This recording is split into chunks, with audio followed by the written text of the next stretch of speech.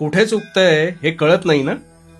सगळं करून तरीही गोष्टी मनाप्रमाणे का होत नाहीत हेच सुरू आहे ना डोक्यात. आता यावर उपाय सांगतो. तू शांतपणे आणि हो, नुसता ऐकू नकोस, तो कृतीत सुद्धा आण.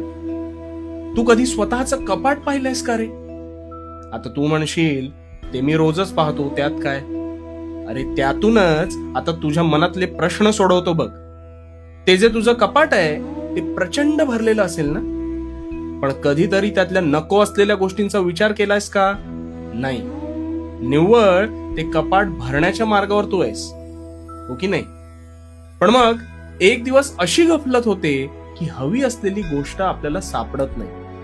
त्यावेळेस ती शोधत असताना तू ते कपाट अजून अस्ताव्यस्त करतोस आणि मग तसाच पुढे निघून जातोस.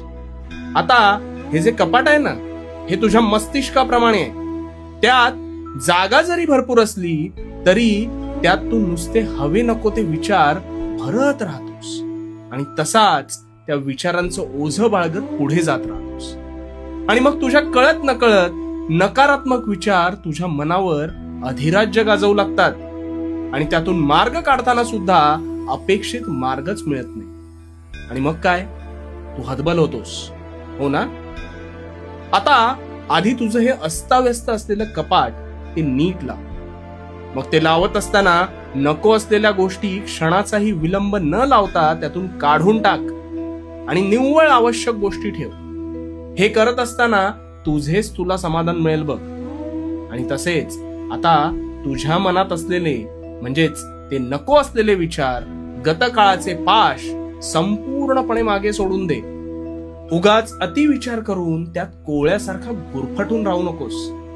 सगळा कचरा निघून गेल्यावर तुझं तुलाच हलकं वाटेल बघ. चल, उठ आणि आत्ताच कामाला लाग. आणि हो, भिवू नकोस. भिवू नकोस, कारण मी तुझ्या पाठीशी आहे. भिवू नकोस, मी तुझ्या पाठीशी.